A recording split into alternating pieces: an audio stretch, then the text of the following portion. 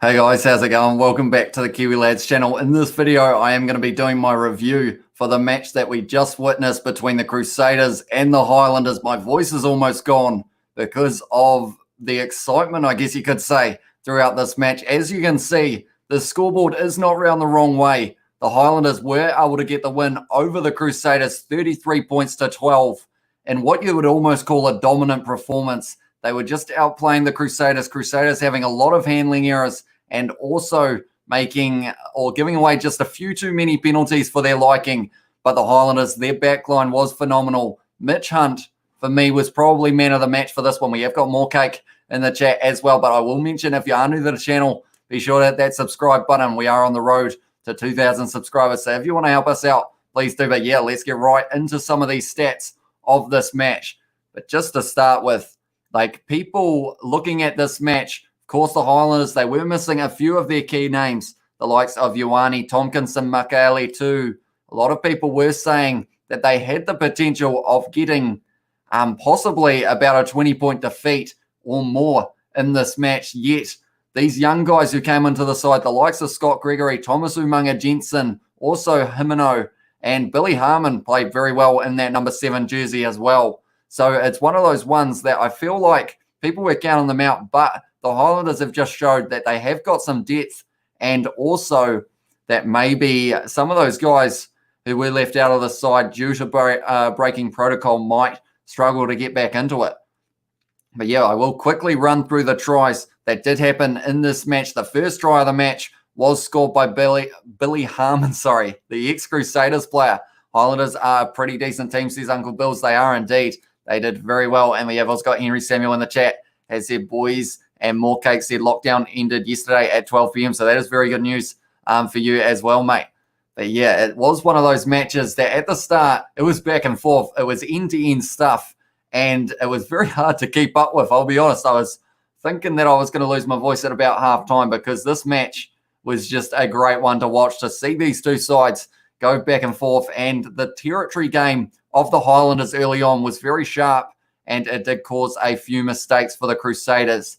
Now, I will say after that try of Billy Harmon, because after that we had probably about 2 or 3 more penalties that the Highlanders were able to get over. So at halftime, it was 16 points to the Highlanders and 7 to the Crusaders. A last-minute try from Cody Taylor, the man who is top of the try scorers list at the moment. He is sitting on 5 now, I believe, and that is from 5 games, so that is very impressive. But he was able to pick up his 5th try there. I have fish and chips since it's Good Friday as well, said more cake. So that is good news also for you. Not just the lockdown ending, but also get a good feed of the old fish and chips.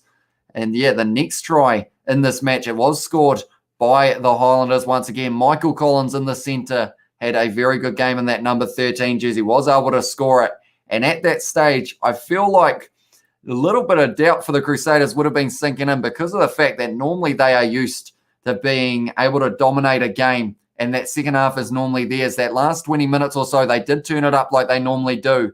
But then, they were able to score in the 70th minute, and that was with David Havili, and then Connor Garden-Bishop able to get the final try of this match.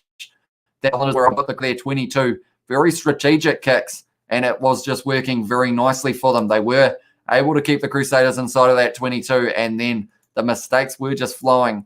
I feel quite bad because George Bridge, first game back in about 6 months, or maybe a bit more, I believe it was. He missed some of the Tri-Nations due to that injury.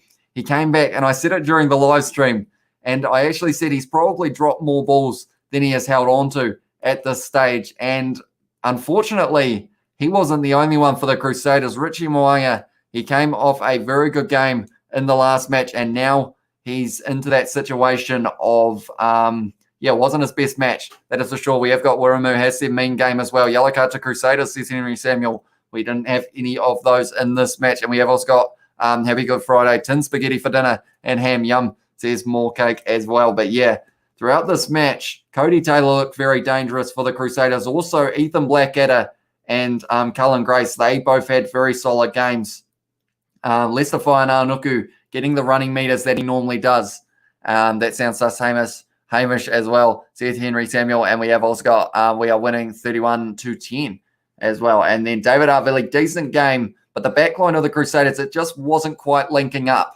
And Will Jordan, decent game, but also a few mistakes. We have also got all the Crusaders back started choking when they didn't know what to do. It was very interesting, says Alice. Yeah, and they were just under insane pressure from the Highlanders. Like the way the Highlanders put them under pressure in this game, if other teams can try and replicate that, they've got a very good chance of maybe being able to get into that final, because now the Highlanders are right back in the hunt. I'm not too sure where the standings are at the moment, but I believe the Highlanders might be in third or maybe fourth. I will check that in a very short moment when I am telling you guys all the statistics of this match as well. Chiefs Mana says Wiramu.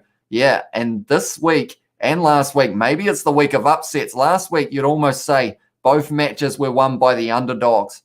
And in this match, it was the case as well. But to win against the Crusaders by 21 points, you must have been doing something right. And that is exactly what the Highlanders were doing. In the Mitch Hunt, says Alice, and I guess that's in the Mitch Hunt for the chance of the final as well. Mitch Hunt, phenomenal game for the Highlanders, I will start by saying. I love your video, says Christy Hagan. Thank you very much. I do appreciate that a lot. Also, anyone who is new, be sure to hit that subscribe button. We are going to be doing all of the Super Rugby Aotearoa games as well as Super Rugby Trans-Tasman. Ash Dixon had a good game. Bryn Evans made a phenomenal tackle on Cody Taylor, which did look like it was going to be for sure maybe a try for the Crusaders. And then Parkinson, decent game. Frizzell had a decent game, but wasn't able to pick up that try that I said that he may have been able to if he did want to continue that streak of being able to score in every match against the Crusaders. Billy Harmon, though, did score the try up against his old side. He will be very happy with that. Himeno had a decent game in that number 8 jersey. Of course, he probably wasn't expecting to start. More than likely, it would have been Marino Makali too if he hadn't had that protocol breach. Then Folau Fakatava in the number 9 jersey. Very good game. He just reads the game pretty well in that number 9 jersey. And then the fact that they had Aaron Smith on that bench as well to be able to inject that later on in the match. The cool, calm head of the man who's played 150 plus matches for the Highlanders was a very good plan for them there. Then Mitch Hunt in that number 10 jersey. I thought he had 100 running meters in the first half the way he was going. He was just setting up everything, and he was involved in pretty much everything as well. Jonah Nariki back from injury. Decent game for him. Not as busy as he probably would have liked to be. Didn't really get too many clean breaks, but it is very hard to get a clean break against a Crusaders side.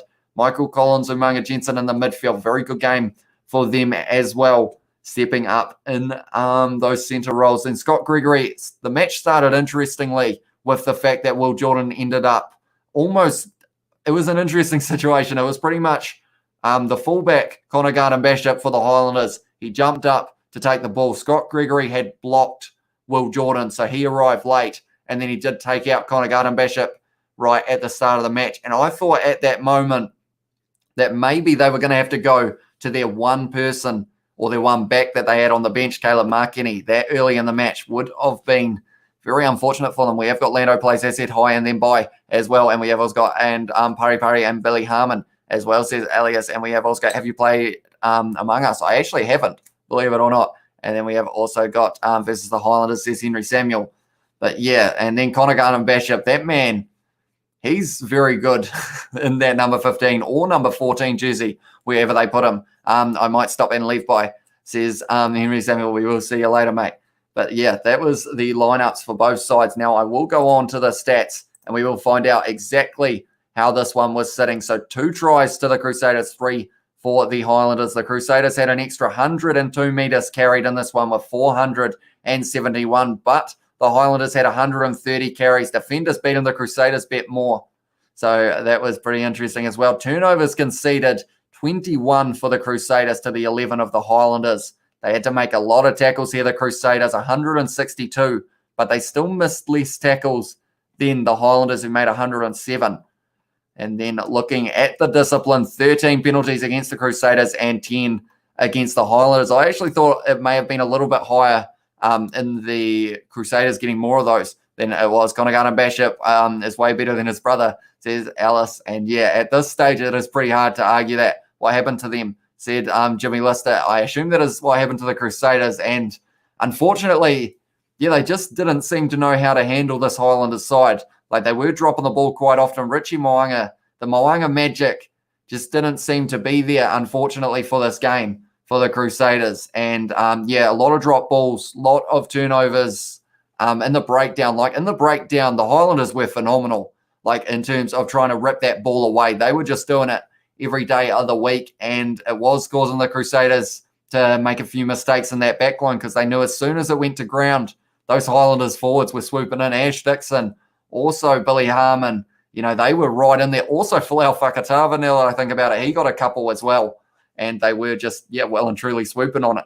But now we will look at other stats in this match. We will look at the player stats. Now, I will mention the site that I am using for this one. Unfortunately, it may not be completely updated to the actual stats, but hopefully it will give us a fair enough idea. It just disappeared. I'm not sure where it went. I will get it back up in a very short moment for you guys. Right. We will have a look through as well.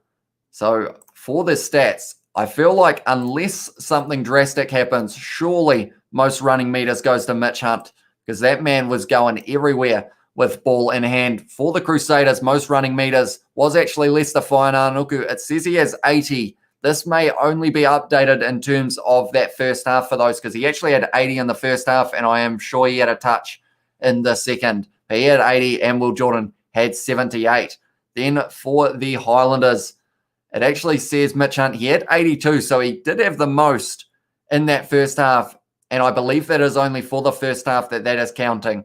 So we will have to take that into consideration. Connor Garden-Bishop as well had 71. So very strong from him. Fakatava the next. Tanaka, yeah, he is looking extremely strong for Lau Fakatava. And that's the thing. He did play for Moana Pacifica when they did play up against the Māori All Blacks. So the big question is, if Moana Pacifica joins Super Rugby, does he transfer to them? He's nothing like Tanaka, lol, said Clutchstein as well. But yeah, I am looking forward to seeing Drua Fiji, and also it will be Moana Pacifica joining Super Rugby. So the most tackles for the Crusaders, Scott Barrett made 20, Sam Whitelock made 18, Cody Taylor 15, Ethan Blackadder 14. They were busy. No Tom Christie for this match.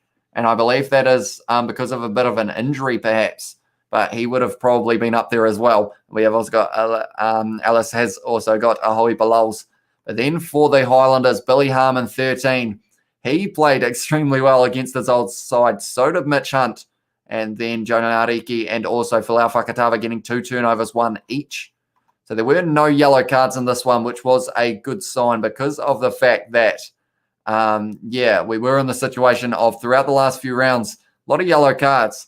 But at the end of the day, the Highlanders just played the better game of rugby, and the Crusaders, I know they're going to fight back from this defeat, and I am excited to see who is going to be in that final now. Cody Taylor, most meters for a forward, says Alice. I will quickly have a look at that as well and see if I can find that. Although it is hard to say, I will have a quick wee look because of the fact that some of these aren't completely updated. Ethan Blackadder, it says has 47. Cody Taylor, only 32. So I might have to have another wee look at that a little bit later on to see if they have updated that to that stage of being able to see if he did have the most. But Ethan Blackadder, he looks strong. There was that one late in the second half where he was charging at the line, and Scott Gregory pretty much put his body on the line. Would have been like getting hit by a car with that man charging at you, but he was able to stop him. I remember him with a constipated look on his face, says Ellis. I assume that it's Cody Taylor. Yeah, that was in the slow motion, wasn't it? But that's the thing. Anytime the Crusaders were able to find that clean break, they just weren't quite able to finish it. They were able to score those 2 tries. But other than that, I think they would have liked a lot more because of how they were setting things up, but just not quite able to make it happen for the Crusaders in this one. But the match tomorrow is going to be the Highlanders. Sorry, it's not. They just won. It is going to be the Blues versus the Hurricanes at Eden Park, 7:05 p.m. kickoff as well. So that's going to be an exciting contest, and I am going to be doing a watch-along live stream, also a review of that one. So if you are new, be sure to hit that subscribe button. But nonetheless, I will quickly run through the tries once again in this match. For the Highlanders, Billy Harmon, Michael Collins, and Connor Garden-Bishop were the try scorers. For the Crusaders was Cody Taylor and also David Harvili. But yeah, it was a great match to watch. Off the bench, you'd say Caleb or Caleb Markini, I think he had about 2 touches, but he did do all right from there. Also, Aaron Smith did do very well late in that match. Aiden Johnston looked like he was going to be coming off the field extremely early after he went out there from Windy Valley up the Canes, says Alice as well. And yeah, it was a quite slippery night, you would say, at OrangeTheory Stadium. There was a bit of slipping around, a lot of drop balls as well. So both teams wouldn't have been too happy in that regard, but the Crusaders were doing it more, which did cost them. And yeah, off the bench, other than that, Sevu Reece off the bench late.